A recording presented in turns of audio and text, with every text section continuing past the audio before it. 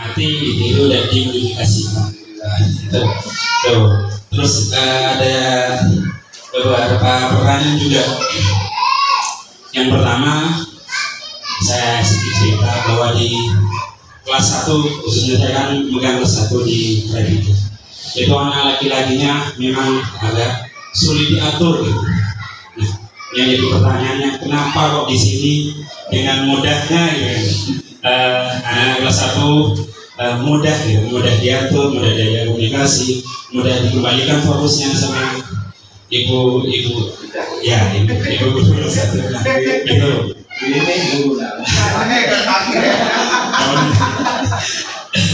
Nah ini kan itu yang pertama yang ingin kami tanyakan. Yang kedua di kelas itu cara mengembalikan fokusnya anak-anak selain dengan misalkan menggunakan telepon dialog, anak-anak langsung antusias juga. Mak mau nanya karena itu lo misalkan di panggil apa gitu, masih apa main ini main itu, malah disengakan tuh. Mungkin ada trik-triknya agar bisa seperti itu. Itu yang kedua. Yang ketiga di kelas 3 ini memang latar belakangnya kan anak-anak tak ada tikal kereton penyakit saya tak bisa aja gitu. Berarti sudah terjadwal seperti ini, mau diberi materi ini, kemudian nanti akan dikasih soal. Sedangkan anaknya belum bisa baca, belum bisa nulis. Nah, itu yang kesulitan. Bahkan kadang separuh supaya bisa baca, separuh lagi harus mengenalkan huruf gitu.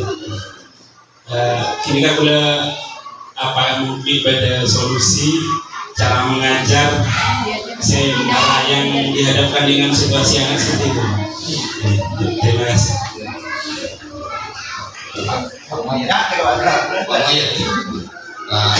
Pak Zainul, terima kasih. Mungkin pertanyaan pertama tidak penting langsung ke Bunda. Bagaimana kembalikan fokus, bagaimana anak tetap semangat, bagaimana mengelola kelas biar bisa KPK-nya ini kata meskipun tidak ada gurunya, ketika anak-anak sudah sama gurunya harus di kelas, tak kira kalau kita tekniknya beda. Silakan Bunda. Baik, terima kasih. Pertanyaan dari Pak Zainul. Memang mengajar kelas 1 itu susah gampang. Yang pertama harus kita lakukan yaitu bagaimana caranya memberikan fokus anak-anak. Jadi mungkin kalau di desa umurnya masih di bawah 6 juga mungkin Pak ya. Kebanyakan di bawah 6 ya ada yang ke atas, ada yang dari faktor usia juga berpengaruh. Jadi kalau memang di bawah 6 itu biasanya anak-anak itu belajarnya kayak di TK. Jadi harus menarik, jadi harus banyak-banyak bermain, tapi sambil belajar. Seperti yang saya tunjukkan tadi, lewat game ABC, bisa kalau katanya Pak Dayat, kalau di sana komputer banyak, ya Pak ya. Oh itu lebih enak. Jadi tidak harus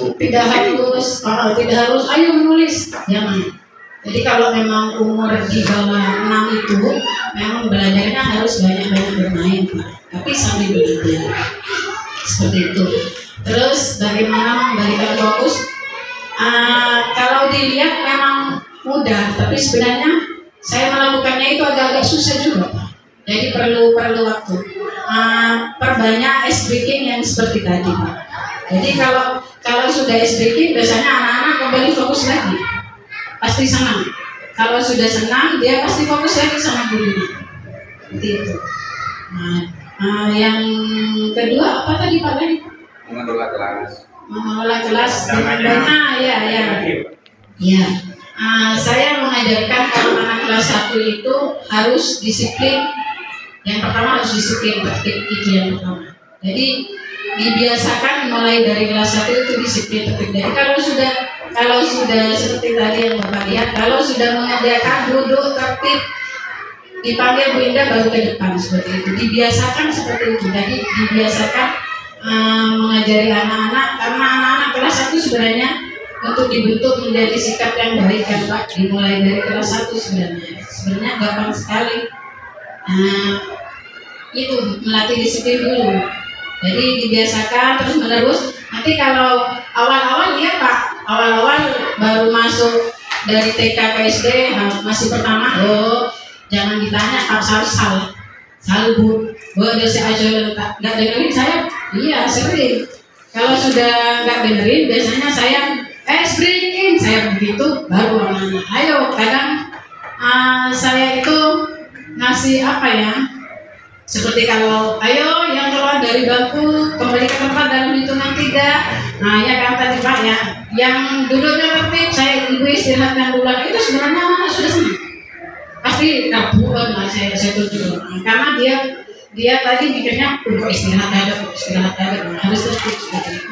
Jadi mengajari anak-anak disiplin terlebih dahulu dari pertama masuk sampai sekarang. Alhamdulillah sudah berjalan 6 bulan ya Pak ya, 6 bulan sudah mulai terbiasa. Jadi kalau saya sudah instruksinya hitung 1, 2, 3, anak pasti kembali.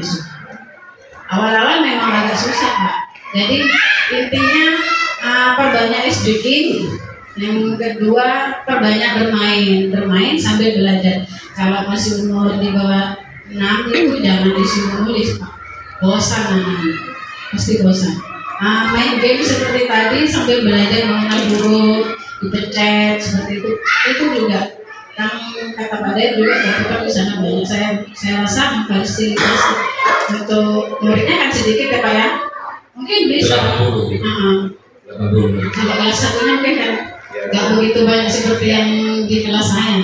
Jadi pasti bisa kalau bermain sambil pakai komputer seperti itu mungkin bisa. Jadi yang ada pertanyaan lagi yang terakhir itu ya, bagaimana mengatasi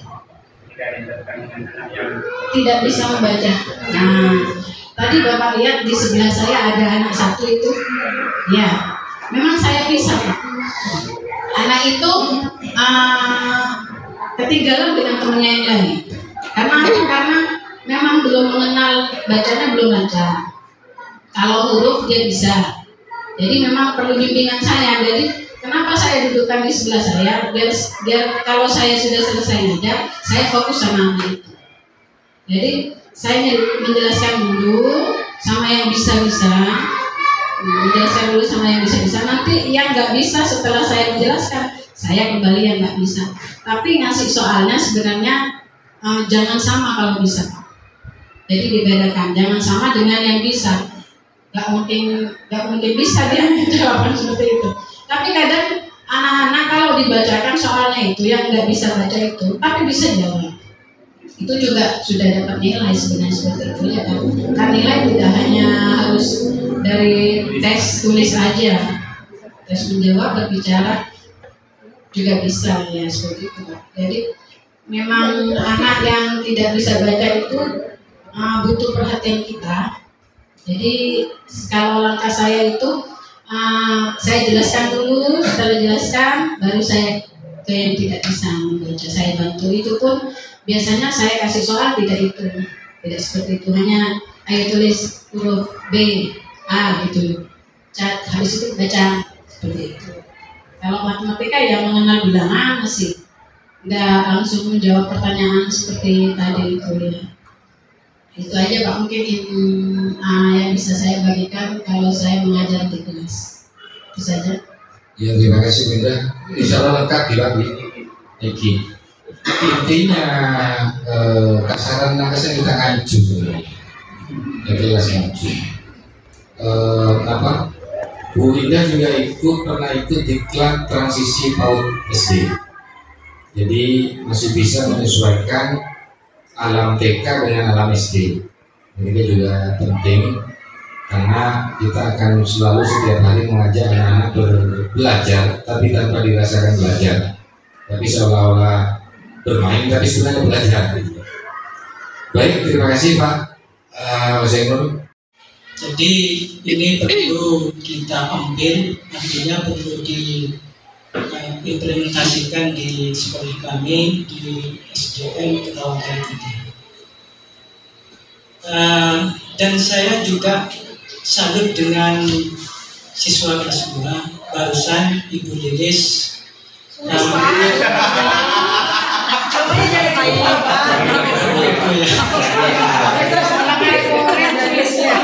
Sulis ya,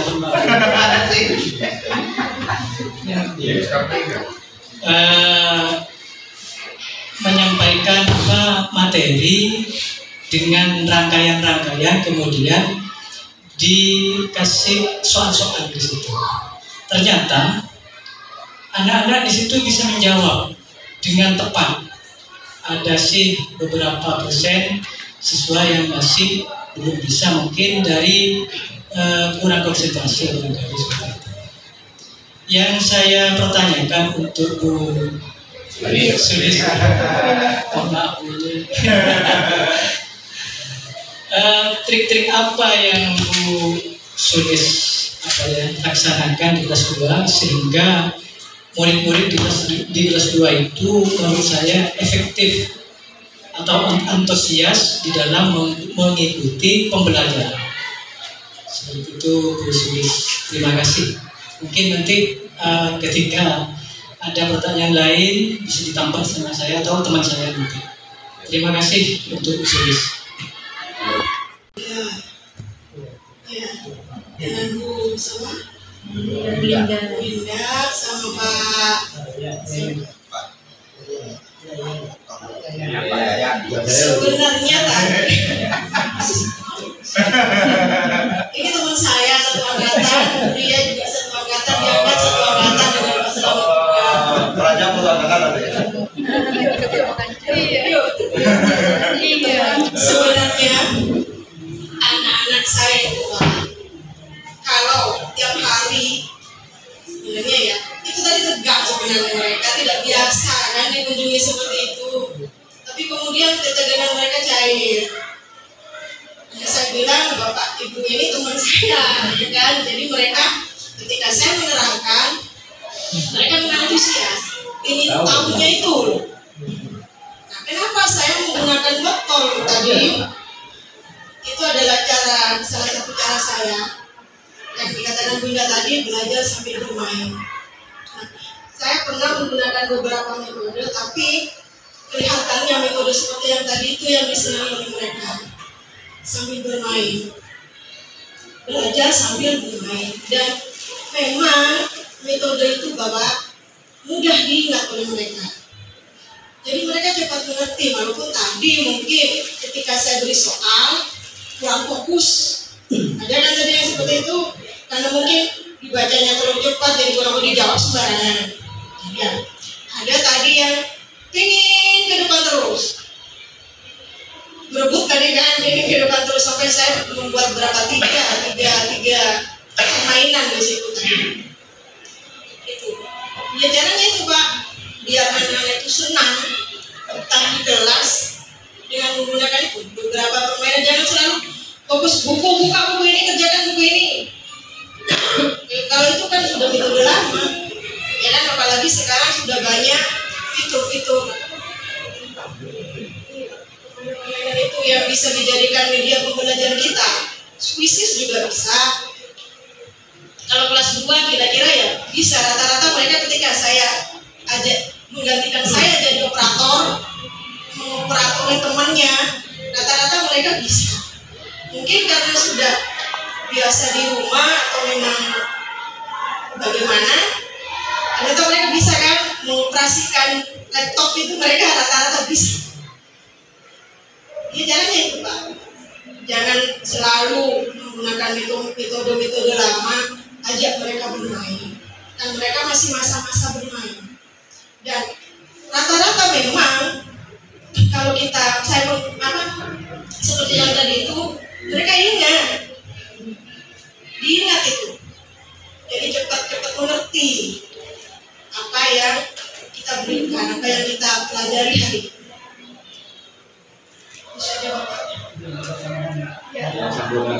Ya, begini di kelas kami di SDN Ketahuan ada siswa yang masih belum bisa, artinya bukan tidak bisa. Saya bilang Bu, di kelas kami SDN tahun 3 kelas 2 itu ada, kalau tidak salah, 3 atau 4 siswa yang masih belum lancar membaca, bukan tidak bisa tapi kurang lancar. Yang saya kerepotan Bu, kalau misalkan menggunakan metode-metode seperti yang Ibu tadi laksanakan di sini, karena anaknya belum bisa baca. Itu caranya bagaimana itu Bu? Hemat Bu Sulis untuk mengatasi siswa tersebut. Ya. Terima kasih. Caranya itu sebenarnya gampang, Pak. Kita bisa menuntunnya. Kita bisa menuntun membacanya. Kan kalau umur sudah tahu ya. Kalau umur sudah tahu. Tadi ada juga yang belum lancar membaca, tapi dia jadi mengoperatori temannya kan? Kan saya tuntun dia. Ada tadi Bapak, namanya Hafiz, dia belum lancar membaca. Tapi dia semangat tadi sampai menghitung berapa kali kan? Saya beri kesempatan dia ke depan. Dia maunya jadi operatornya, kan? Saya tuntun. Dia kurang membacanya, tapi karena alhamdulillah tadi bisa. Nah kalau saya sendiri ada anak seperti itu, biasanya saya di jam pulang. Saya mulai izin ke orang tuanya, jam pulang, dia saya beri waktu belajar bersama saya. Atau kadang pas teman-temannya istirahat. Kebetulan kalau istirahat saya kan selalu di kelas dengan anak-anak. Jam istirahat saya sempat panggil belajar sama ibu. Setelah dia beli di luar belajar sama ibu atau pulangnya. Itu yang saya lakukan. Berarti ada bimbingan khusus bagi murid yang masih kurang lancar. Ya. Terima kasih Bu Sulis. Ya, terima kasih Pak Baris dan Bu Sulis. Ada satu kalimat awal dari Bu Sulis yang tadi menyatakan anak-anakku. Dan ini kata kunci, anak-anakku. Berarti untuk murid ini anak. Dan situ satu poin. Jarang lo ada guru yang menganggap itu anak-anakku. Tadi Bapak Ibu dengar sendiri, anak-anakku. Nah, itu satu kata kunci, artinya kedekatan kita dengan murid itu insya Allah memberikan berkah kepada anak untuk bisa akselerasi di pembelajaran. Artinya ketika guru sudah menganggap anak, berarti dia juga mendoakan anak-anak kan? Mendoakan anak-anak supaya bisa lancar membaca. Dan satu hal Bapak Ibu perlu ketahui, selain guru kelasnya yang bertanggung jawab atas anak-anaknya yang tidak lancar membaca, kalau di sini itu dibantu dengan guru khusus. Ada 2, Bu Junaida dari guru agama dari PAI, dan satunya Pak Warif dari pembina basket. Jadi ada 2 yang di luar dari wali kelas. Jadi anak-anak dibina dilayani untuk bisa lancar membaca oleh 2 guru ini, guru PAI dan guru pembina basket. Kemudian karena di sini mudah tempat untuk bimbel, anak-anak ini yang tidak lancar baca juga dileskan oleh orang tuanya. Itu kelebihannya. Tapi ada juga anak yang bandel, walaupun les dan diajari gurunya dan diajari pendamping, tetap saja tidak bisa. Maksudnya lambat untuk bisa membaca. Ketika ini masih di fase mohon jangan dipaksakan untuk bisa membaca.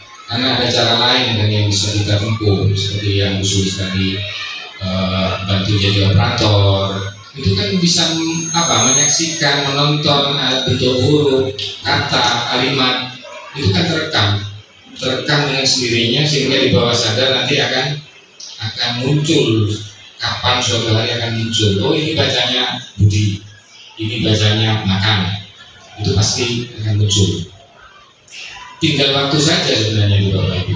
Tinggal ketelatenan guru kelasnya, terutama mendoakan anak-anaknya, karena menganggap anakku berarti ya harus juga terima doa. Anak mempunyai hak menerima doa dari gurunya. sama dengan terima hak dari orang tua kepada anak. Demikian Bapak Ibu. Mungkin ada lain? Siap ya, siap. Tak usah beri lontong Pak. Tresnana tak kira nonton Pak. Bapak kun tore masuk tom. Saya lindo awal Agak bener ya. Bener ya Zabulah atas keterangan Jakarta. Saya ini mobil lain tak hidayah. Assalamualaikum warahmatullahi wabarakatuh.